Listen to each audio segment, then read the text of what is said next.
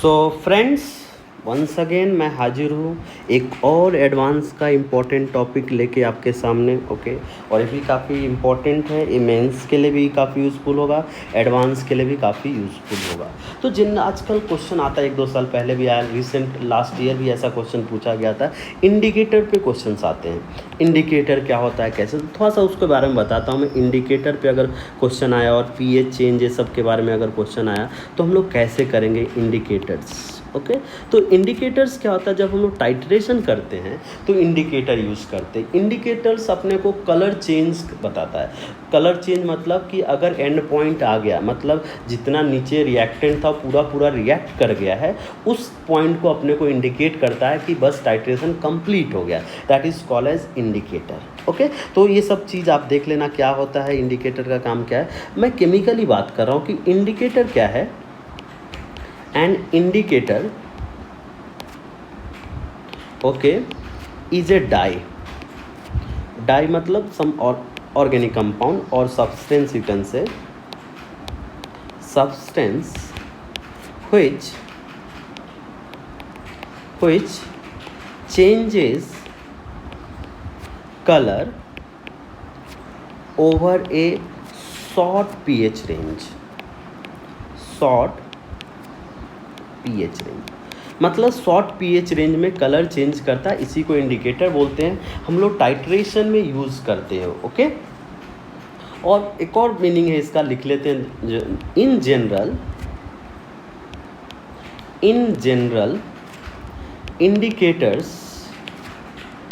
Indicators are either, और इसका बताऊंगा कैसे याद भी रखेंगे वो भी बताऊंगा, either weak organic acids or weak organic bases। तो ये चीज़ अपने को ध्यान में रखना। ओके, हैविंग, अब इसका प्रॉपर्टी क्या होगा, हैविंग, ये सबसे इम्पॉर्टेंट है। Having different colour in ionized and unionized। मतलब अगर ये नहीं हुआ तो इंडिकेटर नहीं हो सकता। आयोनाइज्ड फॉर्म में कलर कुछ आता है, अनआयोनाइज्ड फॉर्म में कलर कुछ आता है। तो सबसे पहले मैं बताता हूँ कि ये कैसे काम करता है, कैसे पीएच ये सब चेंज कैसे होता है। तो इन जनरल एक एग्जांपल लेके आपको बताता मैं। जैसे मान लीजिए अपने पास एक इंडिकेटर है, एसिडिक इंडिकेटर है जनरल, जिसका नेचर क्या है, acidic general acidic indicator, acidic character है। ओके, इंडिकेटर का, और इसको मैं इस तरह से HIN से रिप्रेजेंट करूँगा मैं।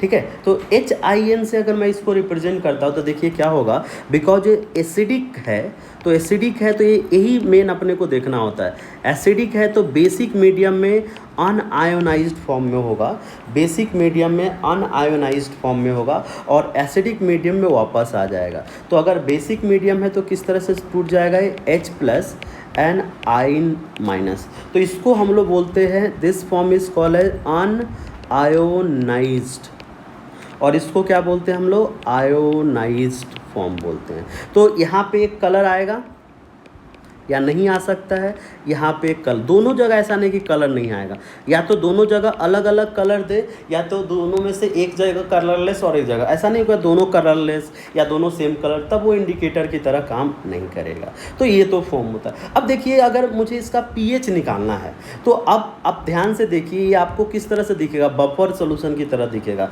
कि उसका कॉन्जुगेट बेस है और एसिड है। तो बफर की तरह ही इसका पीएच ले लेंगे। पीएच इक्वल टू क्या होगा, PK of indicator plus log में क्या लिखोगे, दैट इज आयोनाइज्ड फॉर्म, कभी कभी ऐसा बोला जाता है, अपॉन अनआयोनाइज्ड का कॉन्सेंट्रेशन, इस तरह से आप लिख सकते हो। तो ये याद रखना, ये बफर की तरह ही इसका पीएच लिखते हैं हम लोग। PH equals to PK of indicator plus log of ionised upon, ये क्यों लिखा मैंने, ये देखिए, ये कॉन्जुगेट बेस और उसका एसिड है, तो इस तरह से हम लोग इसका पीएच। उसी तरह से अगर मान लीजिए कि बेसिक अगर फॉर्म हुआ, क्वेश्चन भी करके बताऊंगा मैं। जनरल बेसिक इंडिकेटर हुआ, बेसिक इंडिकेटर, तो बेसिक इंडिकेटर में उसी तरह से अनआयोनाइज्ड एंड आयोनाइज्ड फॉर्म देखेंगे हम लोग। अगर बेसिक इंडिकेटर हुआ तो जैसे मान लीजिए कि इस तरह का दिया हुआ INOH, तो इसमें फिर भी बेसिक हुआ तो डिसोसिएट कौन से मीडियम में होगा, एसिडिक मीडियम में डिसोसिएट होगा। तो इस बार H+ ऊपर आ जाएगा, OH- इसमें, तो ये क्या हो जाएगा IN+ और OH-, इस तरह से। अब इसका भी आप pH उसी तरह से निकाल, POH निकल जाएगा। इसको क्या बोलोगे, अनआयोनाइज्ड फॉर्म बोलोगे, और इसको क्या बोलोगे, अनआयोनाइज्ड, इसको क्या बोलोगे, आयोनाइज्ड फॉर्म बोलोगे, और इस तरह से आप pH निकाल लोगे। ओके, तो ये आपको मैं जनरल समझाया कि क्या होता है। अब कभी कभी अपने को होता है कि भाई कैसा आप कौन सा इंडिकेटर यूज़ करोगे, क्या यूज़ करोगे। तो सबसे पहले मैं बताता आपको, अपने पास 2 इंडिकेटर है जो आपको ध्यान में रखना है। बाकी तो NCERT बुक में नहीं दिया हुआ है, बट ये 2 इंडिकेटर अपने पास है जो कि यूज़ करते हैं हम लोग एसिड बेस टाइट्रेशन में। तो उसको देख लीजिए और फिर मैं बताऊँगा कैसे सेलेक्ट करते हैं हम लोग। तो इंडिकेटर्स जो यूज़ करेंगे in acid base titration, acid base titration में जो इंडिकेटर यूज़ करेंगे उसके बारे में बता रहा हूँ। देखिए इंडिकेटर क्या ध्यान रखिएगा। तो पहला इंडिकेटर जो है, जो आपको ध्यान में रखना है, बिल्कुल ध्यान में रखना है, इसका सब पूरा फॉर्म ध्यान में रखना है। उसको बोलते हैं हम लोग फिनोल्फ्थलीन। ओके, फिनोल्फ्थलीन सुना होगा आपने, यही है फिनोल्फ्थलीन। ओके, तो देखिए अब इसके बारे में पहले जान लीजिए क्या क्या जाना है। सो फिनोल्फ्थलीन मतलब फिनॉल से याद रखिए, और फिनॉल का आपको पता होना चाहिए पीके रेंज कितना होता है, 10.1 के आसपास होता है। 10.1 के आसपास होता है तो फिनॉल को क्या बोलोगे आप, वीक एसिड। तो फिनोल्फ्थलीन भी क्या हो जाएगा, वीक एसिड है। तो ये थोड़ा ध्यान रखना, this is what, weak acid. Phenolphthalein is weak acid. Okay, तो ज़्यादा स्ट्रक्चर ये सब पे नहीं जाते, स्ट्रक्चर आप देख लेना। तो अगर इस तरह से है, देखिए ऑलरेडी बताएगा फिनोल्फ्थलीन इस तरह से है, तो अगर वीक एसिड है तो कौन से मीडियम में ये अपना कलर चेंज करेगा, बेसिक मीडियम में। यही ध्यान रखना है, कौन से मीडियम में, बेसिक मीडियम में। तो ये H+ एंड pH-, मान लीजिए कि ऐसा मान, तो ये जो होता, ये जो फॉर्म है इसको बोला था अनआयोनाइज्ड फॉर्म। और आपको क्या ध्यान में रखना है कि अनआयोनाइज्ड फॉर्म फिनोल्फ्थलीन का क्या होता है, कलरलेस होता है। ओके, इसको बोलते हैं हम लोग आयोनाइज, ये pH फिनाइल नहीं है, ध्यान रखना, फिनोल्फ्थलीन से आया, ये आयोनाइज्ड फॉर्म है, और इसको हम लोग क्या बोलते हैं, पिंक। तो ये चीज़ फिनोल्फ्थलीन के बारे में अपने को ध्यान में रखना है। ओके, तो फिनोल्फ्थलीन कैसा होगा, आप अगर फिनोल्फ्थलीन की अगर देखिएगा, फिनोल्फ्थलीन का स्ट्रक्चर देखिएगा तो आपको बना के बता देता फिनोल्फ्थलीन क्या है। बट ये ऑर्गेनिक में मैंने ऑलरेडी बताया होगा आपको लेक्चर में, अगर आप मेरा लेक्चर अच्छे से सुने होंगे। बहुत बार मैं चिल्ला के बोलता कि प्लीज़ आप याद रखिए कि फिनोल्फ्थलीन क्या होता है। ओके, तो प्लीज़ देखिए, अभी फिर से बता रहा हूँ, एक बार ध्यान रखिएगा फिनोल्फ्थलीन क्या होता है, बहुत इंपॉर्टेंट है। बिकॉज देखो, जहाँ से क्वेश्चन नहीं आया है ना, आने के चांसेस बढ़ जाते हैं। जहाँ से क्वेश्चन आ चुका है तो वो वहाँ का चांसेस काफ़ी कम रहता है आने का। ओके, तो ये सब पार्ट से, स्ट्रक्चर से अभी ज़्यादा क्वेश्चन नहीं आया, तो आने के अगेन संभावना बढ़ेगी, आपको पता है। तो संभावना बढ़ेगी तो अपने को रेडी रहना है। तो ये फिनोल्फ्थलीन होता है, ये फिनोल्फ्थलीन का स्ट्रक्चर है। ओके, और एक कलरलेस होता है। ओके, इन एसिड, मतलब बेस में इसका कलर चेंज होता है, कलरलेस इन एसिड। तो आपको फिनोल्फ्थलीन के लिए क्या रखना है, फिनॉल। फिनॉल का मतलब क्या होता है, 10.1 पीके मतलब वीक एसिड। वीक एसिड मतलब स्ट्रॉन्ग बेस में क्या करेगा, एक्ट करेगा, अदरवाइज ये एक्ट नहीं करेगा। तो जनरली जब हम लोग को बेसिक मीडियम होता है वहाँ पे फिनोल्फ्थलीन यूज़ करते हैं हम लोग। एक होता है जहाँ पे काम करेगा, देखिए फिनोल्फ्थलीन के बारे में हो जाता है, एक हर जितने भी इंडिकेटर देखोगे उसका एक CTR होता है। CTR का मतलब होता है कलर ट्रांजिशन रेंज, जहाँ पे वो कलर शो करेगा, कलर ट्रांजिशन रेंज, जहाँ पे वो कलर शो करेगा, that is called as CTR। तो CTR आपको कितना लगता है, यहाँ पे कितना हो जाएगा, 8 to 10, बिकॉज उसी रेंज में। तो कलर ट्रांजिशन रेट pH के लिए क्या होता है, pH अगर कितना है, देखो CTR कितना होता है, ये अगर आप देखोगे 8 to 10 के आसपास, रफली नॉट एग्जैक्टली 8 to 10 के आसपास pH रहा तो वहाँ पे चेंज करता है, अदरवाइज कलर चेंज नहीं होगा। तो ये हम लोग ने देखा फिनोप्थिलीन के बारे में। ना एक और देखेंगे, दो जो पढ़ना आपको, मिथाइल ऑरेंज, ओके, और लॉजिक भी बताऊंगा कैसे याद रखना है। दूसरा क्या है अपने पास, मिथाइल ऑरेंज। तो वो अगर एसिडिक है तो इसको आप क्या बोलोगे, बेस बोलोगे। एक अगर याद है तो दूसरा याद रख सकते हो ना। वो अगर एसिडिक है तो ये क्या हो जाएगा, तो लिख लेना मिथाइल ऑरेंज क्या होता है, this is methyl orange is a weak base. वो अगर वीक एसिड है तो क्या होगा, this is a weak base, okay. And is yellow, ये कलरलेस नहीं होता, ध्यान रखिएगा, yellow in colour in the unionised form. ये कलरलेस नहीं होता है, थोड़ा ध्यान रखोगे, आयोनाइज्ड फॉर्म। वो फिनोप्थिलीन कलरलेस होता है। तो दो यहाँ पे येलो और येलो से किसी और फॉर्म में जाएगा। तो इसी तरह से वहाँ भी आप देखोगे मिथाइल ऑरेंज हो जाएगा। मिथाइल ऑरेंज को क्या माना है मैंने, वीक बेस माना है। वीक बेस मतलब अगर मिथाइल ऑरेंज की बात करो, देखो मिथाइल ऑरेंज बना देता मैं, तो मिथाइल ऑरेंज इस तरह से दिखा, ओके, इस तरह से दिखता है, N डबल बॉन्ड N। ये नाइट्रोजन कंटेनिंग कंपाउंड है, यहाँ पे रहता है, ओके, और इसलिए ये बेस होता है, तो दिस इज N, और इसलिए बेसिक होता है, तो एसिडिक मीडियम में कलर चेंज करेगा ये। तो ये हो जाएगा यहाँ पे इस तरह से, और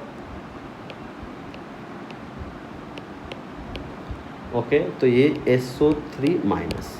सो this is the benzenoid form of anion yellow in colour, okay.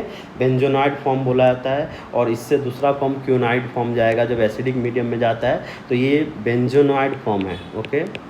ये भी लिख देता हूँ मैं सो डैट आपको याद रहेगा ये सब पे क्वेश्चन, बिकॉज ये सब कुछ आपके लैब मैनुअल में दिया हुआ है, 11 शायद 12th में है, तो इसलिए आपको ज़रूरत है ये सब जानना। तो ये क्या होता है, येलो इन कलर होता है, येलो इन कलर। जैसे ही इसमें आपने क्या किया, एसिड डाल दिया, देखिए एसिड डालते ही क्या हो जाएगा, बेस डालते ही तो वापस इस तरह से आ जाएगा। तो एसिड डालोगे और बेस डालोगे तो उधर चला जाएगा। एसिड जैसे ही डालोगे तो दूसरा बेंजोनाइड से क्यूनाइड फॉर्म में चला जाता है। देखो किस तरह से जाएगा, वो भी लिख देता हूँ मैं आपके लिए, थोड़ा याद रखने के लिए। एक बार आप देखोगे तो कहीं गलती से एग्ज़ाम में ऐसा क्वेश्चन आए तो अपने को पता होना चाहिए कि भाई क्या चेंज हो रहा है, कैसे हो रहा है। अदरवाइज़ हम लोग तो एक एक मार्क्स के लिए पूरा पढ़ाई करेंगे, ओके, थोड़ा भी छोड़ना नहीं अपने को, ओके। ये इस तरह से फॉर्म आता है, मतलब यहाँ से क्या होता है, यहाँ का लोन पेयर जो होता है ना माइग्रेट करता है। ये जो लोन पेयर आपको दिख रहा है ना, यही माइग्रेट करता है इस तरह से, ओके। और फिर एक आप बोल सकते हो कि रेजोनेंस होता है और इस तरह से फॉर्म बना लाता है, और यहाँ पे SO3 माइनस ही रहता है। तो इसको क्या बोला जाता है, this is called as quinonoid form, spelling QUINO, ठीक है, फॉर्म ऑफ द एनाइन। अगर स्पेलिंग गलत हो तो एक बार आप चेक कर लेना, ओके। तो ये अगर आप देखोगे तो पिंकिश कलर का होता है, ओके। कलर जो, तो आयोनाइज्ड फॉर्म का क्या कलर हुआ, पिंकिश रेड, और अनआयोनाइज्ड कलर का क्या हुआ, येलो इन कलर। तो ये मिथाइल, ओके। तो ये चीज़ ध्यान में रखना है। तो मिथाइल ऑरेंज, एक और चीज़ ध्यान रखना, मिथाइल ऑरेंज किस तरह का है, methyl orange is not Arrhenius base. ये चीज़ ध्यान रखना। ये क्या है, लुईस बेस है, देखोगे नाइट्रोजन लोन पेयर देता लुईस बेस है, ओके। तो ये हो गया। तो अपने को क्या ध्यान में रखना है, फिनोप्थिलीन फिनॉल है इसलिए वीक एसिड है, तो मिथाइल ऑरेंज क्या होगा, वीक बेस होगा। तो बस ये दो चीज़ याद है ना, तो आपका काम हो जाएगा याद करने का। फिनोप्थिलीन कलरलेस टू येलो में, पिंक में जाता है। अगर देखो यहाँ पे लिखा था हम लोगों ने कलरलेस टू पिंक जाता है, यहाँ पे ये क्या होता है, येलो से पिंकिश जाता है, ओके। अब हम लोग कैसे सिलेक्ट करेंगे, इंडिकेटर कैसे सिलेक्ट करते हो उस पर बताता, आप ध्यान रखोगे। सिलेक्शन ऑफ इंडिकेटर,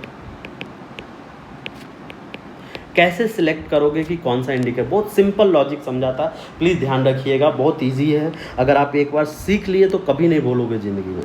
तो अगर टाइट्रेशन जो कर रहे हो, टाइट्रेशन क्या किसका है, weak acid plus strong base.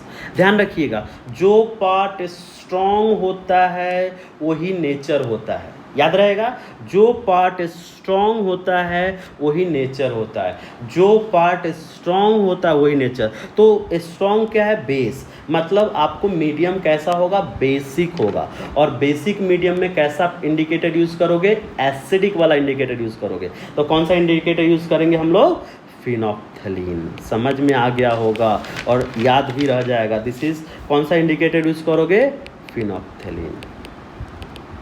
दूसरा, अगर weak base plus strong acid, अब इस बार स्ट्रॉन्ग क्या है, एसिड है, तो एसिडिक मीडियम होगा, तो कैसा इंडिकेटर यूज होगा, बेसिक इंडिकेटर यूज होगा। बेसिक मतलब मिथाइल ऑरेंज। इसके अलावा भी है इंडिकेटर, मिथाइल रेड है, तो सब इसी के रेंज में यूज़ होता है, बट वो सब आपको नहीं पढ़ना इसलिए बता नहीं रहा हूँ। मिथाइल रेड है, देन वी हैव ब्रोमोफिनॉल, ये सब इंडिकेटर्स है, बट ये दो मेन है जो मैंने आपको। थर्ड, अगर दोनों स्ट्रॉन्ग है तो वी आर कन्फ्यूज, मतलब कोई भी इंडिकेटर यूज़ कर सकते, any of the, okay, any of this, कोई भी इंडिकेटर यूज़ कर सकते हैं, ओके। फोर्थ, अगर दोनों वीक है, मतलब दोनों में से किसी की बात नहीं चलेगी, तो नो इंडिकेटर, कोई भी इंडिकेटर नहीं अपने पास। तो इस चीज़ को आप ध्यान में रखोगे तो आपको क्लियर हो जाएगा, ओके। चलिए, तो इंडिकेटर के बारे में बता दिया। अब नेक्स्ट एक लेक्चर बनाऊंगा मैं, इंडिकेटर से रिलेटेड एक दो क्वेश्चन करके बताऊंगा मैं कि इंडिकेटर पे अगर क्वेश्चन आया तो किस तरह के क्वेश्चंस आ सकते हैं, ओके। Thank you.